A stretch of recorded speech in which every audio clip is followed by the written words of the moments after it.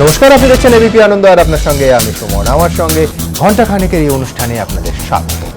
তিনি নাকি 24 বছর বয়স থেকেই অপরাধ করছেন, ছটা মামলা তার বিরুদ্ধে। এ কথা অন্য কেউ নয়, বলছেন বিধাননগর কমিশনারেটের ডিসিডিডি। তিনি কি? তিনি আসিফ খান। আর আমাদের প্রশ্নটা সেখানেই, যদি অন্তত গত আড়াই দশক অর্থাৎ 25 বছর ধরে একটার পর একটা অপরাধ করে চলেন এই আসিফ খান, তাহলে কিভাবে গড়াদের বাইরে রইলেন তিনি? প্রশ্নটা সেখানেই শেষ হয়ে যায় না।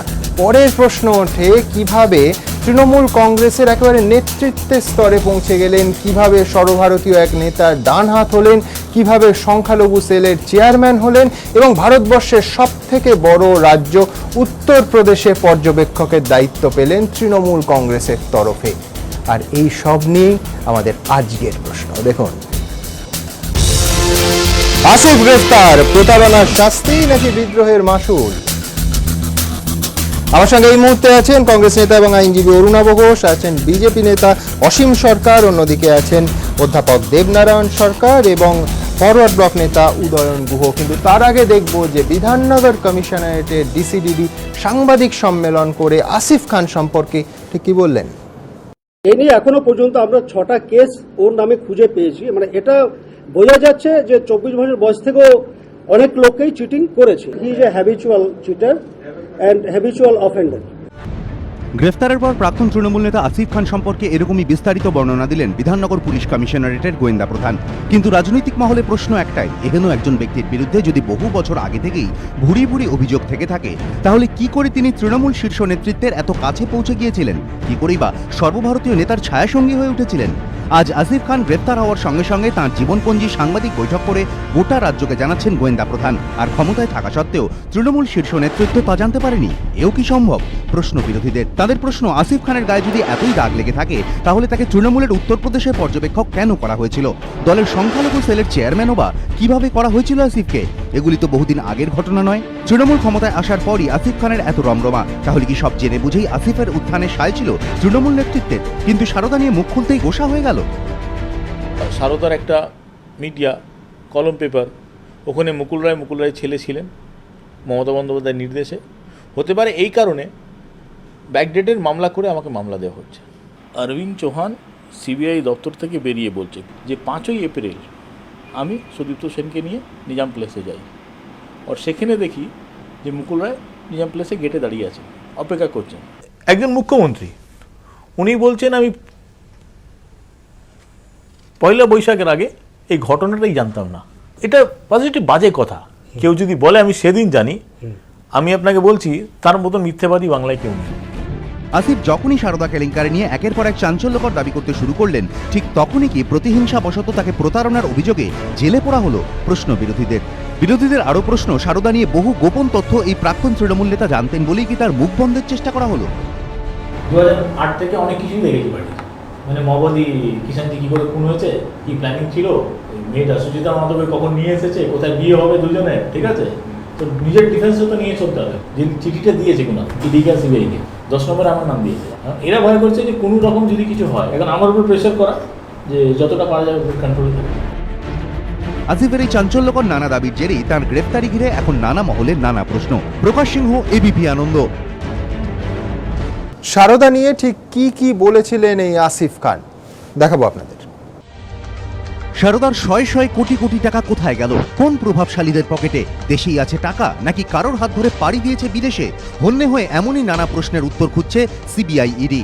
আর এই প্রসঙ্গেই গ্রেফতারের আগে সাক্ষাৎকারে এক চাঞ্চল্যকর দাবি করেছেন প্রাক্তন তৃণমূল নেতা আসিফ খান। যেখানে টাকা আছে সেটা তো আমি জানি, টাকাটা ব্যাংকেই আছে। টাকাটা কম করে 150 কোম্পানি পারচেজ হয়েছে কলকাতায়, পেপার কোম্পানি, আর বিদেশে টাকা পড়ে আছে দুটো ভাগে। ওটা তো সুদীপ্ত সেনের গল্পই নেই। সুদীপ্ত সেনের 400 কোম্পানি 500 কোম্পানি যা ছিল সেটা সুদীপ্ত সেনের। এটা সেকেন্ড পার্ট ওই টাকা দিয়ে কোম্পানি কেনা হয়েছে। বলেছে যে আমার একটা নিজস্ব চ্যানেল হবে বিশ্ববাংলা, এই চ্যানেল চালাতে গেলে প্রতি মাসে কোম্পানি 1.5 থেকে 2 কোটি টাকা লাগবে। কোম্পানি এই গল্পতে কোম্পানি কেনা শুরু হয়ে গেল। টাকাটা তো হোয়াইট রাখতে হবে, নাহলে চ্যানেলটা চলবে কি করে? বিদেশে ট্রাস্ট করে টাকা রেখে দেওয়া হয়েছে। ট্রাস্ট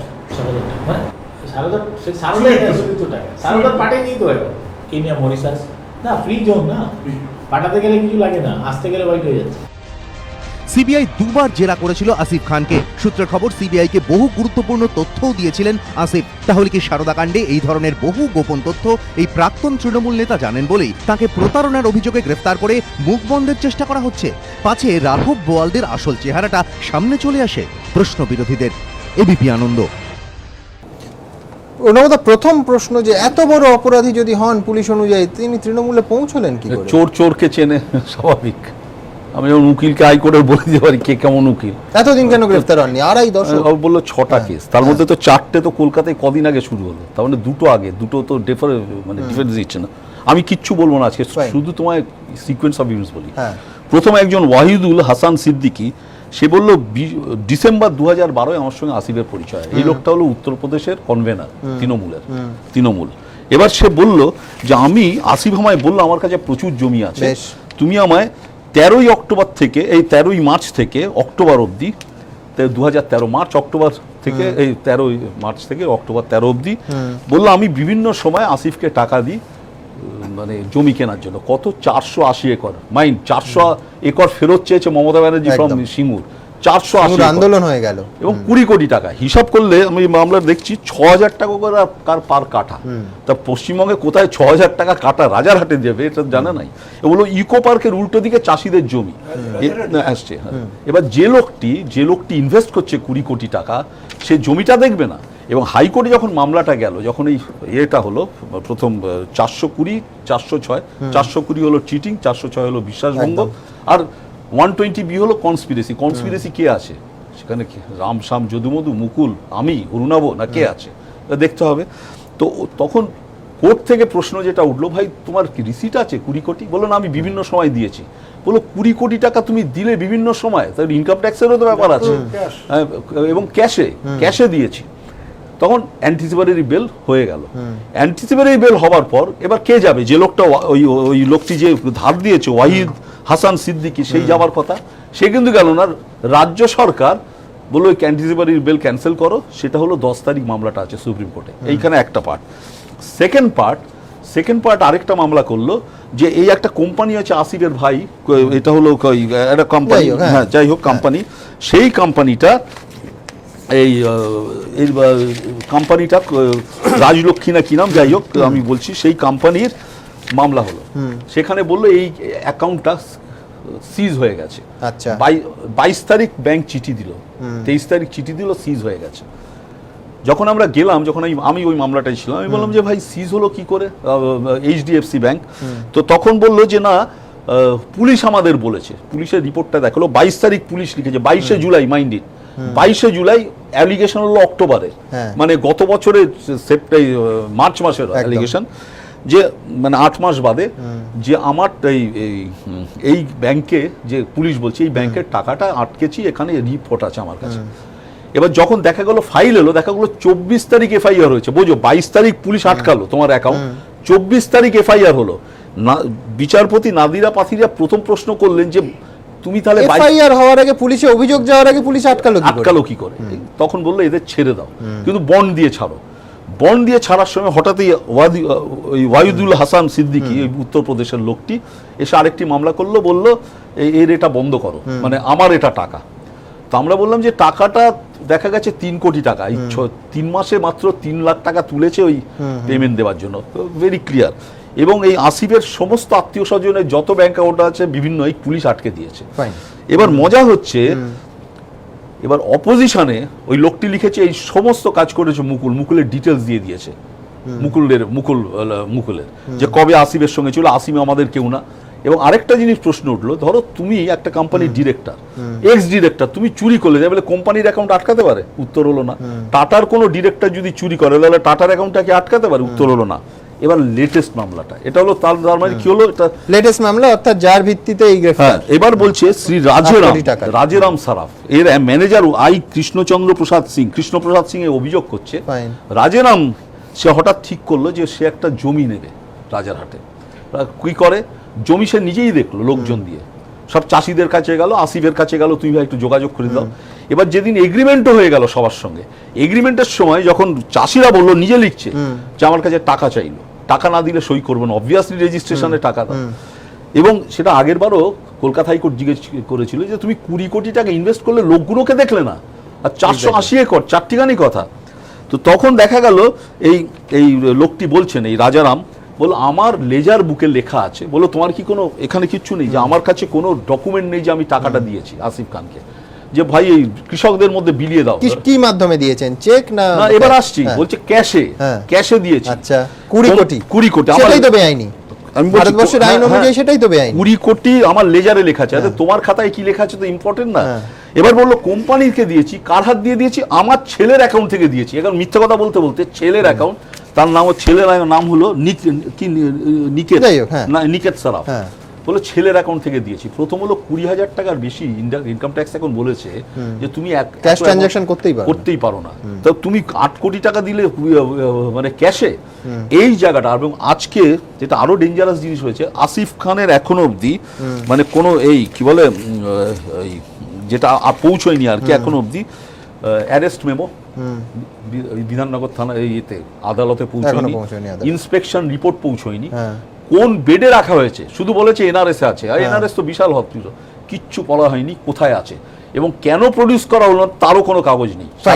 আমি এই পার্ট থেকে দেবনারায়ণ বাবুর কাছে আসবো, কোনো আইন আদালতের পার্ট নয়, কিন্তু আপনি আমার একটা কথা বলুন, এই ভাষায় বলা হচ্ছে যে it is proof that he is a habitual cheater and habitual offender, অর্থাৎ স্বভাব ঠগ এবং মজ্জাগত প্রতারক। এটা বিচার শেষ হওয়ার আগে পুলিশ বলতে পারে নাকি? মানে আমি বলছি যে দুটো কেসে চার্জশিট হয়েছে, বাকি দুটো চার্জশিটও হয়নি, কনভিকশন হয়নি, বিচার শেষে আদালত বলতে পারে। আমি বলছি আপনার মনে হয় না যে মানে পুলিশ যদি তদন্তের আগে এটা বলে, তো বিচারের রায় বেরোনোর আগে এটা বলে, সেটা ইটসেলফ একটা ক্রাইম, একটা মানবাধিকার লঙ্ঘন? না, আমি ওর একটু বায়োডাটাটা অন্য জায়গা থেকে পেয়েছি, সেটা হচ্ছে ওই আসিফ খান এটা একটু হ্যাবিচুয়েটেড, কিন্তু ব্যাপারটা কেন 1998 ও 2000 সালে লালবাজারের গোয়েন্দা বিভাগ 2 বার জালিয়াতি, ডাকাতি, অস্ত্র আইনে গ্রেফতার করা হয়েছিল ওনাকে। এছাড়া বারুইপুর পৌরসভার চাকরি পাইয়ে দেওয়ার নামে 2 যুবকের থেকে 5.5 লক্ষ টাকা প্রতারণা। না না স্যার,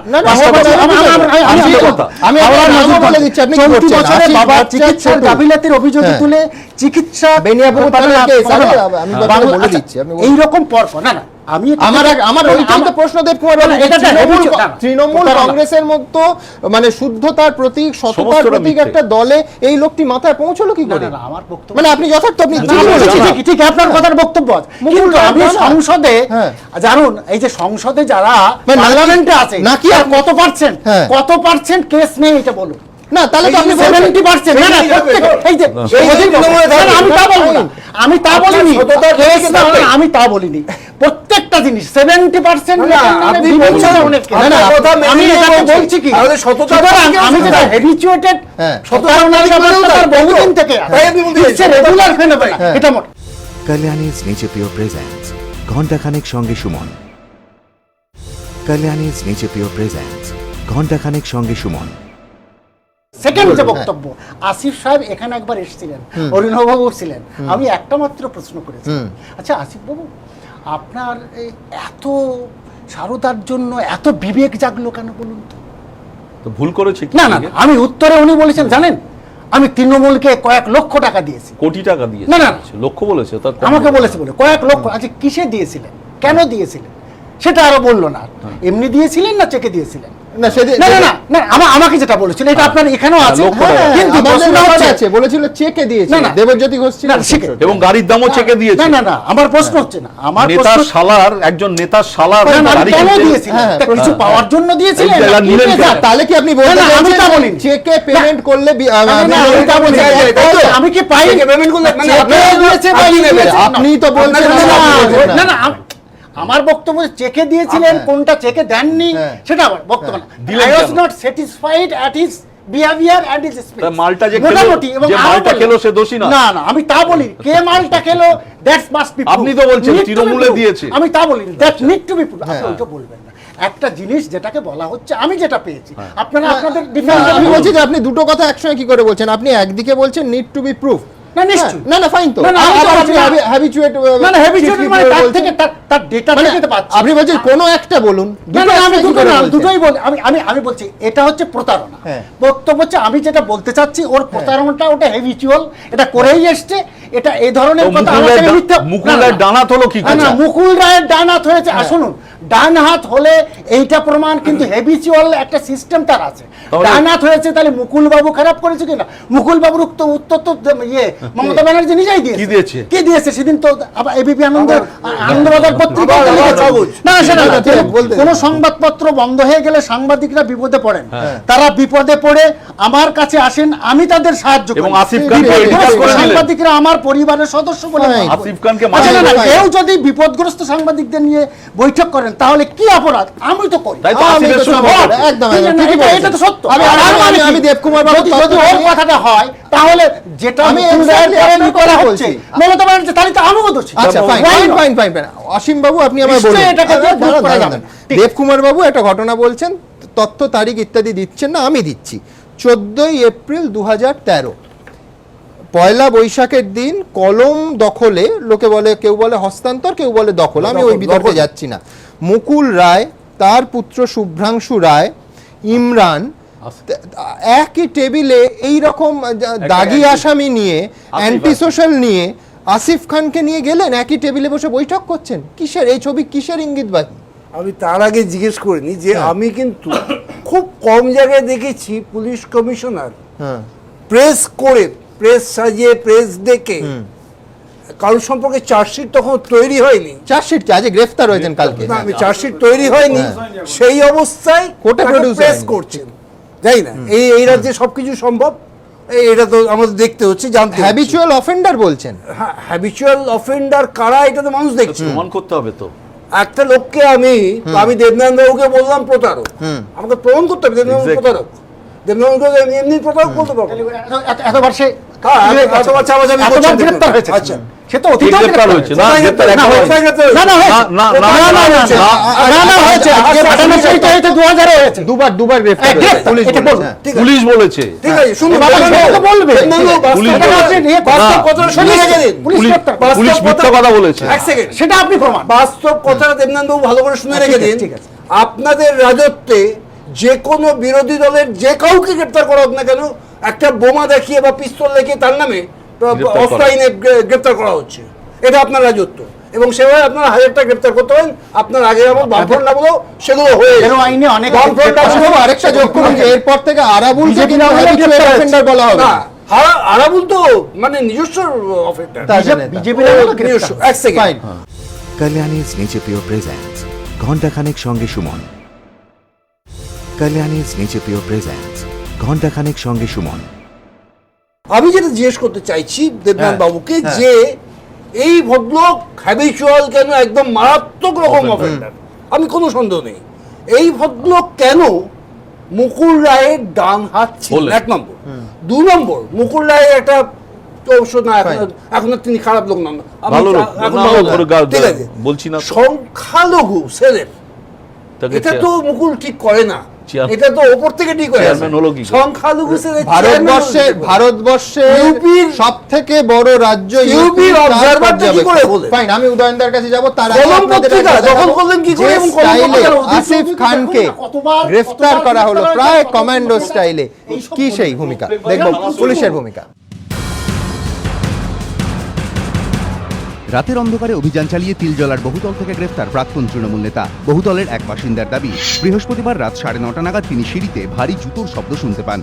খানিক পরে ভেজানো দরজা ঠেলে শটান ভেতরে ঢুকে আসেন কয়েকজন মহিলা, পেছনে কয়েকজন পুরুষ, সকলেরই পরনে সাধারণ পোশাক। পুলিশ পরিচয় দিয়ে তারা জানতে চান সিরাজ আলী অর্থাৎ মহিলার স্বামী কোথায়। সিরাজ বাড়ি নেই বলার সঙ্গে সঙ্গেই পুলিশের পরের প্রশ্ন, আসিফ কোথায়। মহিলার দাবি, এই কথোপকথনের মাঝেই দরজা দিয়ে ঢোকেন আসিফ। সঙ্গে সঙ্গে প্রায় ঝাঁপিয়ে পড়ে আসিফকে ধরে ফেলেন পুলিশ কর্মীরা। অনেকেই বলছেন পুলিশ যে তৎপরতার সঙ্গে আসিফের গতিবিধি সম্পর্কে খবরাখবর নিয়ে তাকে গ্রেফতার করেছে তা সত্যি প্রশংসনীয়।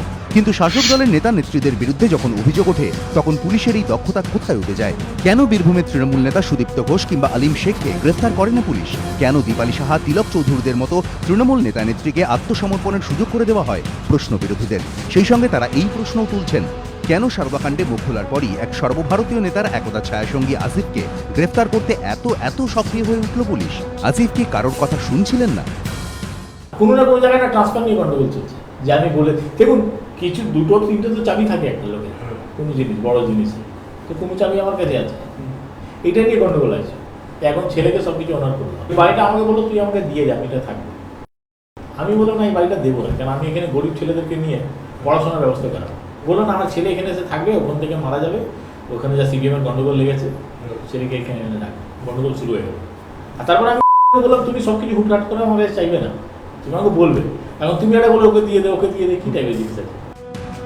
উত্তরপ্রদেশের এক ব্যবসায়ীর প্রতারণার অভিযোগের প্রেক্ষিতে আসিফ খান যখন কলকাতা হাইকোর্টে আগাম জামিনের আবেদন করেছিলেন, তখন তার বিরোধিতায় রাজ্য সরকারের হয়ে সওয়াল করেছিলেন কল্যাণ বন্দ্যোপাধ্যায়ের মতো দুঁদে আইনজীবী। এমনকি হাইকোর্ট আগাম জামিনের আবেদন মঞ্জুর করায় তার বিরোধিতায় সুপ্রিম কোর্টে পর্যন্ত গিয়েছে রাজ্য।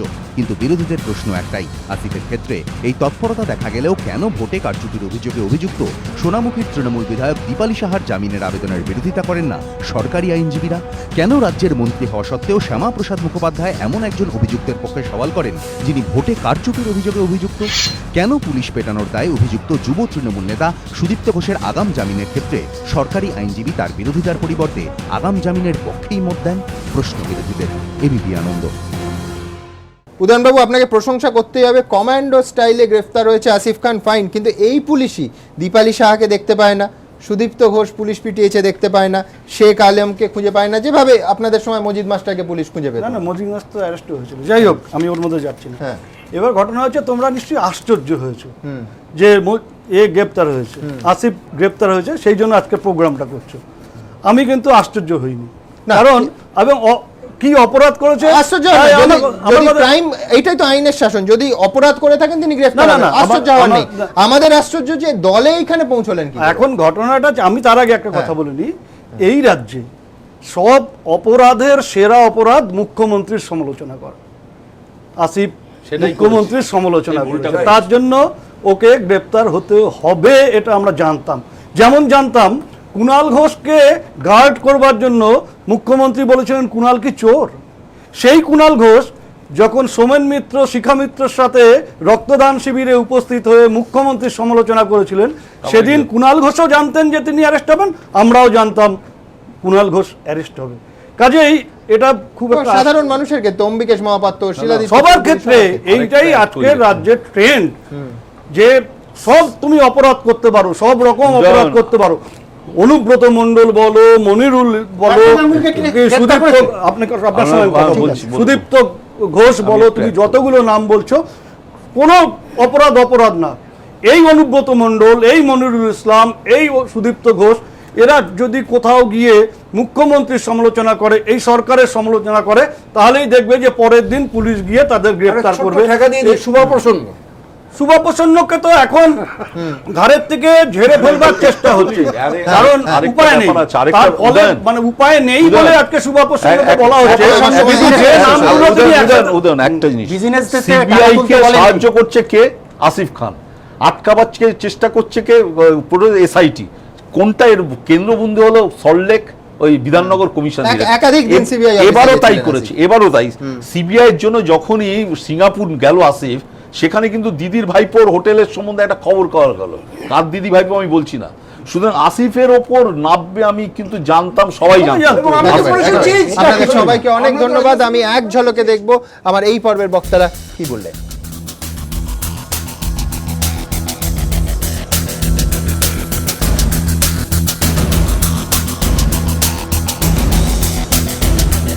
ভদ্রলোকের নাম অঙ্কুর বাউরি, আর মুখ খুলেছেন একেবারে সরাসরি নেতৃত্বের বিরুদ্ধে। কি বলেছেন? বলেছেন যে যায় লঙ্কায় সেই হয় রাবণ, আর তারা আমাদের রক্ত চুষে খায়। এছাড়াও আরো নানা কথা বলেছেন, কিন্তু কোনো একজন ব্যক্তির ক্রোধ, তার অভিমান, সেটাই বিতর্কের বিষয় নয়। আমাদের মনে হয়েছে যে এই একজন ব্যক্তিটা ইস্যু নয়, ইস্যু হচ্ছে ওই এলাকার প্রচুর মানুষ যারা মনে করছেন তাদের অনুন্নয়নের জন্য রাজনৈতিক দলগুলো দায়ী, এবং এই জামানাতেও তারা সমান বঞ্চিত। সেই নেই আমাদের এই দ্বিতীয় বড় অভিযান। আজকের বিষয়, বিশ্বরূপ বাউরি, তৃণমূলের ভোট ব্যাংকে অসন্তোষের অঙ্কুর। এই মুহূর্তে আমার সঙ্গে এই বিতর্কের জন্য একদিকে আছেন জয়প্রকাশ মজুমদার বিজেপি নেতা, আছেন বিশ্বনাথ চক্রবর্তী অধ্যাপক, অন্যদিকে রয়েছেন কান্তি বিশ্বাস সিপিএম নেতা, রাজ্যের প্রাক্তন মন্ত্রী, এবং আছেন সমীর চট্টোপাধ্যায় অধ্যাপক। আমরা প্রথমেই দেখে নেব আমাদের আজকের বিষয়। যাদেরকে আমরা ওই গ্রাম সভায় জিতানছি বা বিধানসভায় জিতানছি, তারা তো জিতে পরে সেই লঙ্কায় চলে যাচ্ছে, মানে প্রদেশে চলে যাচ্ছে, নিয়ে রাবণ হয়ে গেছে। হুঁশিয়ারি দিয়েও মুখ বন্ধ রাখা যাচ্ছে না। শীর্ষ নেতৃত্বের চোখ রাঙানি উপেক্ষা করেই শিশির অধিকারী, তপন চট্টোপাধ্যায়দের মতো সাংসদ বিধায়কদের রাস্তায় হাঁটছেন তৃণমূলের নিচু তলার নেতাকর্মীরাও। দলের একাংশের বিরুদ্ধে দুর্নীতির অভিযোগে সরব হচ্ছেন তারা। সেই তালিকায় নয়া সংযোজন পুরুলিয়ার তৃণমূল নেতা অঙ্কুর বাউরি।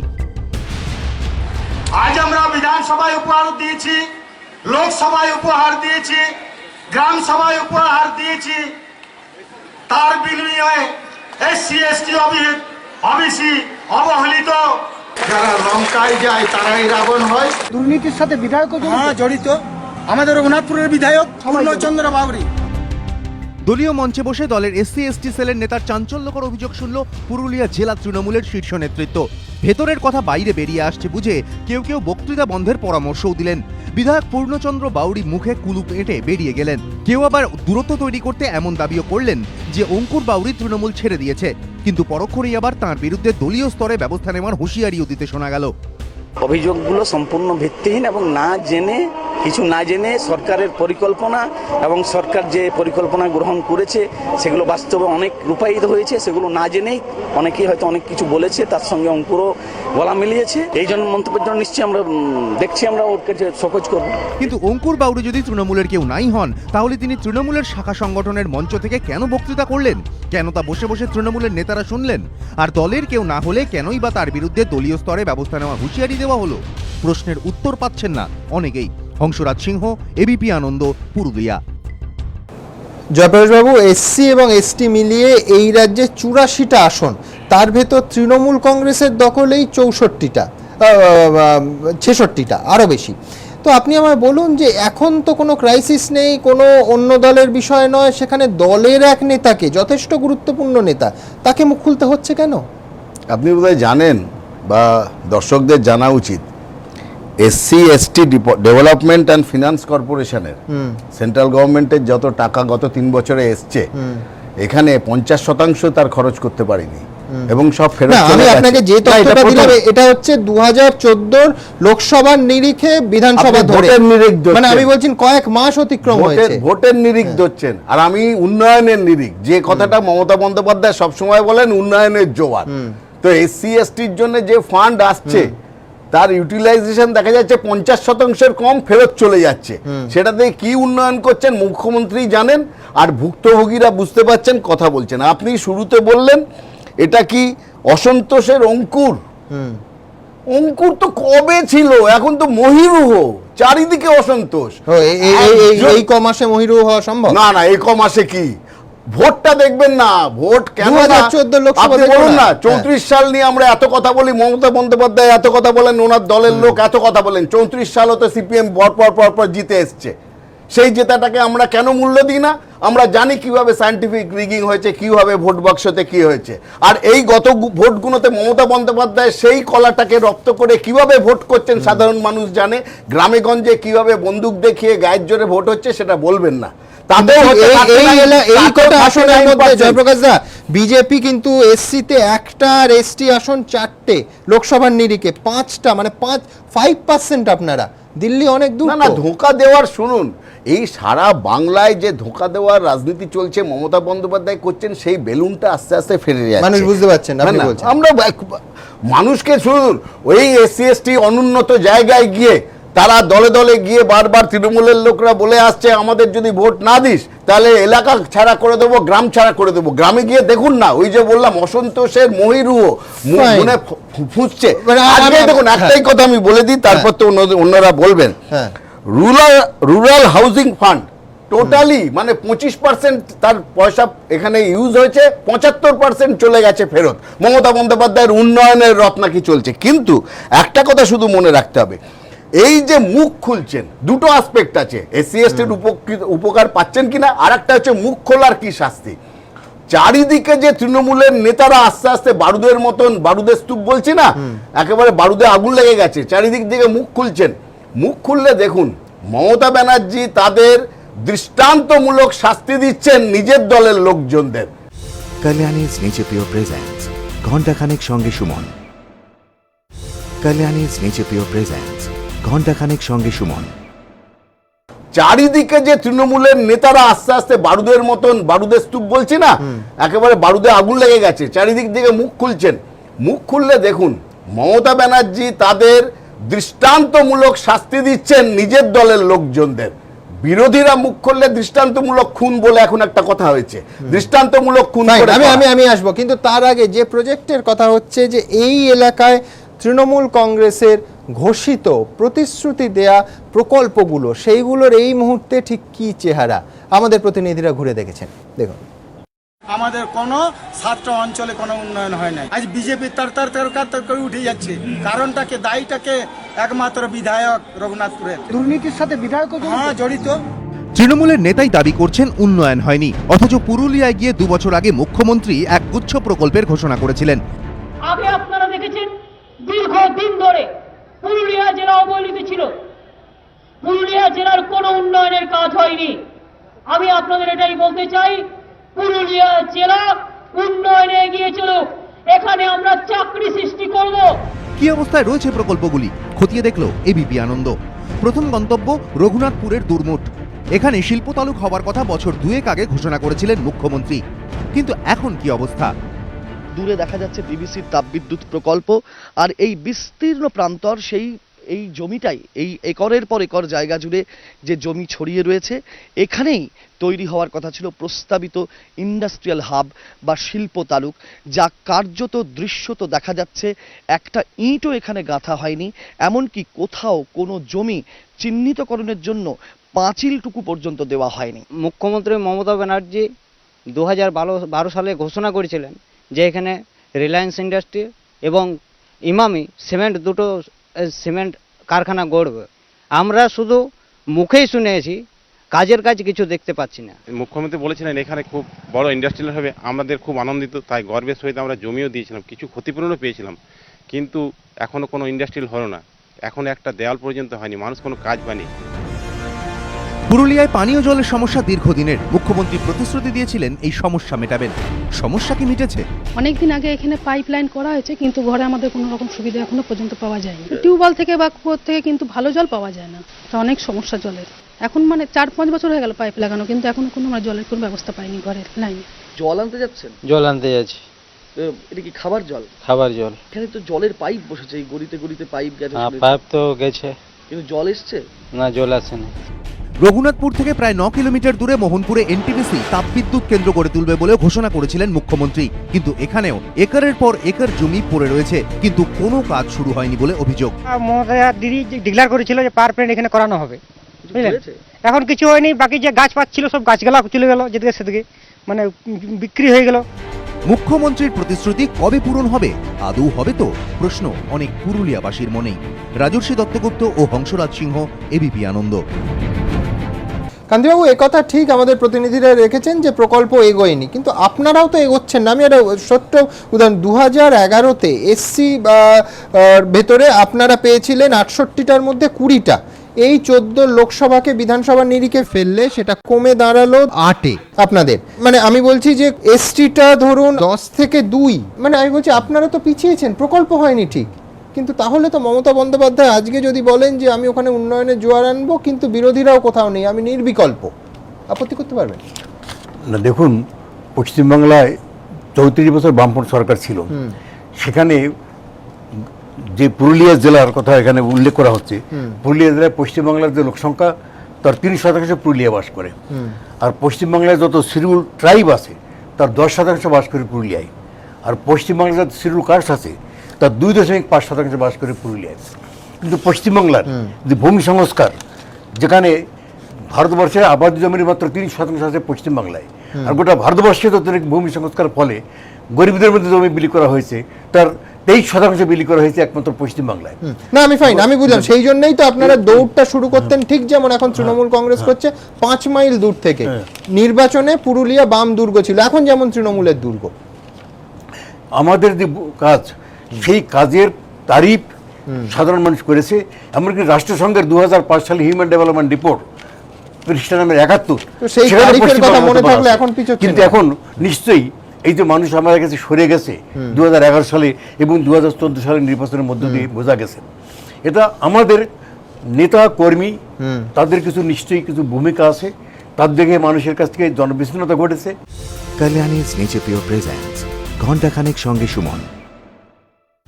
কল্যাণীজ নেচার পিওর প্রেজেন্টস ঘণ্টাখানেক সঙ্গে সুমন। এই যে মানুষ আমাদের কাছে সরে গেছে 2011 সালে এবং 2014 সালের নির্বাচনের মধ্য দিয়ে বোঝা গেছে। এটা আমাদের নেতা কর্মী তাদের কিছু নিশ্চয়ই কিছু ভূমিকা আছে, তার দিকে মানুষের কাছ থেকে জনবিচ্ছিন্নতা ঘটেছে। এবং আমাদের সরকার যে নীতিগুলো গ্রহণ করা হয়েছিল সেই নীতি ব্যাখ্যা করবার ক্ষেত্রে কিছু দুর্বলতা ছিল। মানুষের বিরুদ্ধে আমাদের কোনো ক্ষোভ নেই, আমাদের কিছু ভুল হয়েছে, ত্রুটি হয়েছে, যার ফলে মানুষ আমাদের কাছ থেকে মুখ ফিরিয়ে নিয়েছে। চলে গেছে ম্যাক্সিমাম সীমাবদ্ধতাটা বোঝা গেল, আমরা সংশোধন করে আগামী দিনে আমরা অগ্রসর হব। ফাইন, আমার বক্তব্য খুব পরিষ্কার, সেটা হচ্ছে এটা জনৈক অঙ্কুর বাউরির ক্ষোভ নাকি তৃণমূলের চিন্তার কারণ আছে। তার কারণ এইখানে তৃণমূলের যে একেবারে সদ্য প্রতিষ্ঠিত ভোট ব্যাংক, ভোট দুর্গ ছিল, তাতে ধসের সম্ভাবনা রয়েছে। না, প্রথমত আমি বলবো যে দেখুন, পশ্চিমবাংলায় যে 11 সালের পর থেকে কিন্তু শিডিউল কাস্ট, শিডিউল টাইপ সব কনস্টিটিউয়েন্সি প্রায় তৃণমূলের। 13 সালের পঞ্চায়েত নির্বাচনের পরে ভার্চুয়ালি সমস্ত ব্লকে তৃণমূল 80% প্রায়। হ্যাঁ, মানে এবং জঙ্গলমহল থেকে শুরু করে সমস্ত জায়গাতে লোকসভা নির্বাচনে বিপুল ভোটে তৃণমূলের জয়। এবং ঝাড়গ্রামে 3 লক্ষর উপরে ভোটে জিতেছে, আবার শিডিউল কাস্ট কনস্টিটিউয়েন্সি আরামবাগে 3.5 লক্ষের উপরে ভোটে জিতেছে। এত অল্প সময়ের মধ্যে কি ঘটলো? একটা আপনাকে খুব পরিষ্কার বলছি যে আজকের দিনে কিন্তু সংবাদ মাধ্যমের মাধ্যমে যে কোনো হোক, মানুষ পরিষ্কার বুঝতে পারছে, মানে সেটা হলো যে বামেদের মতন ব্রাহ্মণত্ববাদী রাজনীতি পশ্চিমবাংলায় কিন্তু চলছে। অর্থাৎ পশ্চিমবাংলার রাজনীতিতে শিডিউল কাস্ট, শিডিউল টাইপকে ভোট ব্যাংক হিসাবে তৃণমূল কংগ্রেস ব্যবহার করতে চেয়েছিল, করেছে, সাফল্যও পেয়েছে নির্বাচনে। কিন্তু আলটিমেটলি উন্নয়নের প্রশ্ন যখন আসছে, তখন আপনি দেখুন আজকে স্বরাষ্ট্রমন্ত্রী কে? ব্যানার্জি। আজকে আপনি দেখুন অর্থমন্ত্রীকে মিত্র। অর্থাৎ ব্রাহ্মণত্ববাদীর যে ছক, যেখানে চ্যাটার্জি ব্যানার্জি তার বাইরে গিয়ে যে রাজনীতি, এটা একটা মত। কিন্তু আমি পাল্টা মতটা দিই যে এটা তো একটা উন্নয়নের মডেল। এর জন্য কাউকে নট নেসেসারিলি যে নেতৃত্বে যারা থাকবেন তাদের বাউরি বা অন্য কোনো টাইটেল হতে হবে। মানে আমি বলছি যদি উন্নয়নের মডেল ঠিক থাকে তাহলে কোন ব্যক্তি সেই মন্ত্রকে আছে কি যায় আসে। আমি জিনিসটাকে দেখতে চাইছি। আজকে অঙ্কুর বাবু প্রশ্নটা দুদিক থেকে করেছেন। একটা হলো যে তাদেরকে ইনস্ট্রুমেন্ট হিসেবে ব্যবহার করা হচ্ছে। ফাইন, আপনি বলছেন ভোট ব্যাংকের ইনস্ট্রুমেন্ট হিসেবে ব্যবহার করা হচ্ছে। আর দ্বিতীয় হলো যে ইনস্ট্রুমেন্ট হিসেবে ব্যবহার করতে গিয়ে যে আশ্বাসগুলো দেওয়া হচ্ছিল, যেটা আপনাদের প্রতিবেদনে ধরা পড়লো, সেই আশ্বাসগুলোও পূরণ করা হচ্ছে। আমি শুধু একটা তথ্য দিতে চাইছি, যে প্রজেক্ট নিয়ে মুখ্যমন্ত্রী বারবার গর্ব করেন যে আমি 100 দিনের কাজের প্রকল্পে 1 নম্বর সারা ভারতবর্ষে। আপনি দেখুন 2008-09-এ যেখানে পুরুলিয়াতে 27% তপশিলি জাতির মানুষ কাজ পেয়েছিলেন এই 100 দিনের প্রকল্প, 2009-10-এ যেখানে পেয়েছিলেন 26% মানুষ শিডিউল কাস্ট মানুষ, সেটাই কমে গিয়ে 2013-14-এ পুরুলিয়াতে শিডিউল কাস্ট মাত্র 18% মানুষ কাজ পেয়েছেন, 2014-15-তে 20% মাত্র মানুষ কাজ পেয়েছেন। আমি এই স্ট্যাটিস্টিক্সটা চ্যালেঞ্জ হিসাবে দিচ্ছি এবং যে কেউ এই চ্যালেঞ্জটা নিতে পারেন। তার আগে দ্রুত একবার দর্শকদের দেখাতে চাইবো যে ভোট ব্যাংক পলিটিক্স, এবং সেই পলিটিক্স হচ্ছে, কিন্তু যেটা হচ্ছে না সেটা হচ্ছে উন্নয়ন। দেখুন, আজ আমরা বিধানসভায় উপহার দিয়েছি, লোকসভায় উপহার দিয়েছি, গ্রাম সভায় উপহার দিয়েছি, তার বিনিময়ে SC ST ওবিসি অবহেলিত, তার বিনিময়ে আমরা বিতাড়িত হয়ে আছি। আক্ষরিক অর্থেই রাজ্য জুড়ে তপশিলি জাতি উপজাতিরা দুহাত ভরে তৃণমূলকে ভোট দিয়েছে। একদা যা ছিল লালগড়, তাই এখন সবুজ দ্বীপ। 2011 থেকে 2014 পাল্টে গিয়েছে ছবিটা। 2011 সালের বিধানসভা নির্বাচনে তফসিলি প্রার্থীর জন্য সংরক্ষিত 68টি আসনের মধ্যে 48টিতে জয়ী হয় কংগ্রেস তৃণমূল জোট, 20টি আসন যায় বামেদের ঝুলিতে। কিন্তু 2014 সালের লোকসভা ভোটের ফলের নিরিখে এই 68টি কেন্দ্রের মধ্যে 56টিতেই একার শক্তিতে এগিয়ে রয়েছে তৃণমূল, বামেরা 8টি এবং কংগ্রেস 3টি ও বিজেপি 1টি কেন্দ্রে এগিয়ে। এবার দেখে নেওয়া যাক তফসিলি উপজাতি প্রার্থীদের জন্য সংরক্ষিত 16টি আসনের ছবিটা। 2011 সালের বিধানসভা ভোটে এই 16টি কেন্দ্রের মধ্যে 10টিতে জয়ী হয় বামেরা, 5টি আসন যায় কংগ্রেস তৃণমূল জোটের ঝুলিতে, 1টি আসনে জয়ী হয় গোর্খা জনমুক্তি মোর্চা। কিন্তু 2014 সালের লোকসভা ভোটের ফলাফলের নিরিখে এই 16টি কেন্দ্রের মধ্যে 10টিতে এগিয়ে রয়েছে তৃণমূল, বামেরা 2টি এবং বিজেপি 4টি কেন্দ্রে এগিয়ে। কিন্তু ঝুলি উজাড় করে ভোট দেওয়া সত্ত্বেও কেন উন্নয়নের ঝুলি ভরছে না? প্রশ্ন তৃণমূলেরই SC, ST, OBC সেলের নেতার, সেই সঙ্গে আক্ষেপও। যারা লঙ্কায় যায় তারাই রাবণ হয়। ABP আনন্দ। শোনবাবু, আপনার কাছে আসবো যে আমাদের প্রতিনিধি দেখালেন রঘুনাথপুরের দুর্মুখে শিল্প তালুক গড়ার কথা ছিল, 2 বছরে একটা ইঁটও গাঁথা হয়নি, জলের পাইপ বসছে, ট্যাঙ্ক হয়েছে, বাড়িতে জল পৌঁছয়নি। এই উন্নয়নের নমুনা? না সুমনবাবু, আমাকে একটু সময় দিতে হবে। আপনি যদি 2 বছরটা বলেন তার আগে আপনাকে একটু ইতিহাসটা জানতে হবে। না, আমি ধরে নিলাম 34 বছরে কান্তিবাবুরা শূন্য পেয়েছেন। না না, তা বলছি না, আমি ধরে নিলাম 1976 সালে ST, SC যে আইন হলো, সেই আইন মোতাবেক তারপরে বামফ্রন্ট সরকার এলো 1977-এ, তারপরে 34 বছর ধরে ST, SC দের জন্য কিছুই করলো না এবং রিজার্ভেশন আমার বক্তব্য এই রোস্টার চেঞ্জ করে মমতা বন্দ্যোপাধ্যায়। না, 2 বছর তো হয়েছে, তার মধ্যে 2-3টে ইলেকশন হয়েছে সুমন বাবু, এবং তাতে 6 মাস কাজ বন্ধ ছিল। এই মমতা ব্যানার্জি প্রথম, এই মমতা ব্যানার্জি প্রথম কন্যাশ্রী, যুবশ্রী, সাইকেল প্রদান, স্কলারশিপ, হস্টেল এবং জঙ্গলমহলে শান্তি এবং তাদেরকে বিশেষ করে আমলাসলের যদি ঘটনা দেখেন, তিনি বারবার ছুটে গেছেন। এবং আপনি যদি দেখেন 1993 সালে আমি আশা করি অভিযোগ করছে জয়প্রকাশ, আপনি তো জানেন মমতা ব্যানার্জির সাথে ছিলেন, আপনি হঠাৎ যদি আজকে বিজেপি বিজেপির কথা বলছি না, তার আমি বলছি ফান্ডটা ফেরত গেল কেন, এটা বলো না। ফান্ড কেন সাইকেল দিলেন, ভালো ভোট পেলেন। বিরোধীরা যদি বিরোধিতাই করে তাহলে কাজটা হবে আবার কি বিরোধিতা? আমার প্রশ্নটা খুব পরিষ্কার, সেটা হচ্ছে ধরুন আজকে অঙ্কুর বাউরি, পূর্বস্থলী বর্ধমান উত্তরের বিধায়ক আমরা দেখলাম, তার আগে শিশির বাবু, এই নেতৃত্বের মুখ খোলাগুলো কেন বারবার অনিবার্য হয়ে উঠেছে? এটা তো দেখুন অঙ্কুর বাউরি যা করেছে এটা দলের বিরুদ্ধে গিয়ে করেছে, তার এটা একেবারে মানুষের ঘরে বলেছেন, দলের বিরুদ্ধে বলেছেন, মানুষের ঘরে বলেছেন। আমাকে কথা বলতে দিন, আপনি যদি সব বলেন তাহলে তো আমার আর বলার দরকার নেই। আমি বলছি মমতা ব্যানার্জি তার দলীয় মাননীয় পার্থ চট্টোপাধ্যায় মহাসচিব, তিনি বলছেন যে পার্টির যা যা ক্ষোভ পার্টির মধ্যে বলতে হবে। কেউ যদি অঙ্কুর, সে সত্যি এখন রাজনীতিতে অঙ্কুর বলেই মনে হচ্ছে, আমি তাকে শ্রদ্ধা করি, সে ওখানের একজন প্রতিনিধি, কিন্তু এমন কোনো বক্তব্য দেব না বা এমন কিছু বলবো না যা কোনোদিন আজকে 2 বছরে 3 বছরে একজন নেতা সে আসলে তো মানুষের প্রতিনিধি। অবশ্যই, কিন্তু উন্নয়ন গুলোও তো তাকে বলতে হবে। সেটাই আপনি তো বলার কথা বলছেন, খারাপটা শুধু বলছি, তার যে মানুষগুলো তারা প্রতিনিধিত্ব করছেন তাদের ফিডব্যাকটাও তো তাকে জানাতে হবে। না, উনি আপনি এর আগে দেখুন না, আপনি যদি দেখেন 2011 সাল 2013 সালে একটা 85% ম্যান্ডেট নিয়ে বিধায়ক কি বললেন, আমি সবাইকে জানিয়েছি, নাম করে করে বললেন কাকে কাকে জানিয়েছি, দলের মধ্যে তোর প্রতিক্রিয়া পাননি, সেই জন্য প্রকাশ্য বললেন। আমি বলছি আপনি বলাটা খারাপ বলছেন, আর যে ইস্যুটা বলছেন সেটাকে বলাটা খারাপ বলতে নিশ্চয়ই দলের তার উপর নেতৃত্ব আছে, জেলা সভাপতি আছে, তাদের সঙ্গে আলোচনা করে বলুক। তার পাশেই তো জেলা সম্পাদক বা জেলা সভাপতি বলছেন যে ওটা ওর নিজস্ব বক্তব্য। আজকে আমি তৃণমূল করি বলে আমি যা ইচ্ছা বলে দেব, যেহেতু একটা নতুন পদ্ম ফুলের উদ্ভব হচ্ছে, সবাই আমরা চলে যাবো, বিজেপির প্রভাবে, বিজেপির নতুন না না, যে মানুষটা 34 বছর নিরলস পরিশ্রম করে বছরে তার 12 মাস কেটে গেল শুধু ভোটের। এই যুক্তিটা হচ্ছে মানুষই নিয়েছে, সমর্থন করেছিলেন, আজকে জয়প্রকাশ বেরিয়ে এসেছেন, ওটা অন্য কথা। আপনি সরকারের কথা বলুন, আমি এখানেই যাই না কেন? আরে বাবা, আগে সব ভালো কাজ করছে, আপনার দলের লোক বলছে, আপনি সেইটা বলুন না, সেটা না বলুন। পশ্চিমবঙ্গের মানুষ, আপনি পশ্চিমবঙ্গেরটা বলুন। পশ্চিমবঙ্গে 3.5 বছর মমতা ব্যানার্জি যথেষ্ট কাজ। আচ্ছা ভালো, ওনার যুক্তিটা হচ্ছে শ্রীলঙ্কায় না, না, শুনুন, আপনারা কিছুই করেননি, কিচ্ছু করেননি। কিছু করেননি। জয়প্রকাশ দা ভালো করে জানেন, 34 বছর পরে আপনি ধরিয়ে দেবেন না। এটা ঠিক নয়, এটা জয়প্রকাশ দা ঠিক হচ্ছে না। চুপ কেন করবো? আপনি তো কথা বলবো, আপনি বলুন যে 34 বছর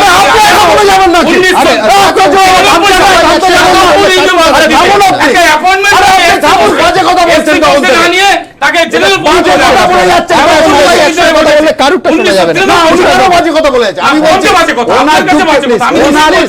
আপনি বিরোধিতা করবেন, আপনার গণতান্ত্রিক অধিকার আছে, আপনি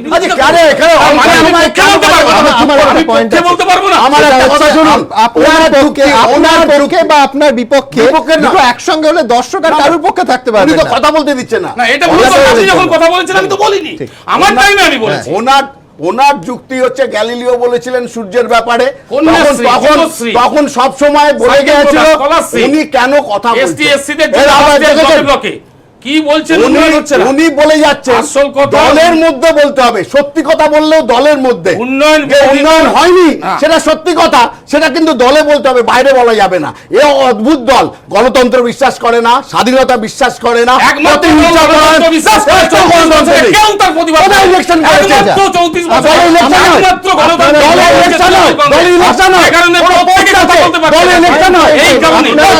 আপনারা দুজন গণতন্ত্র বিশ্বাস করেন তো? অবশ্যই আমার গণতন্ত্র বিশ্বাস করেন। নিশ্চয়ই। আপনাদের ধন্যবাদ জানাই।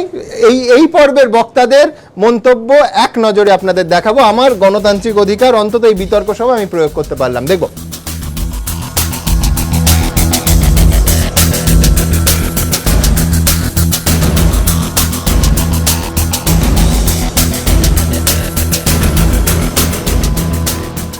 ঘণ্টাখানেকের এই অনুষ্ঠান আজ এ পর্যন্তই। আবার আপনাদের সঙ্গে দেখা হবে আগামী সোমবার ঠিক রাত 8টায়। ভালো থাকবেন সবাই, শুভরাত্রি।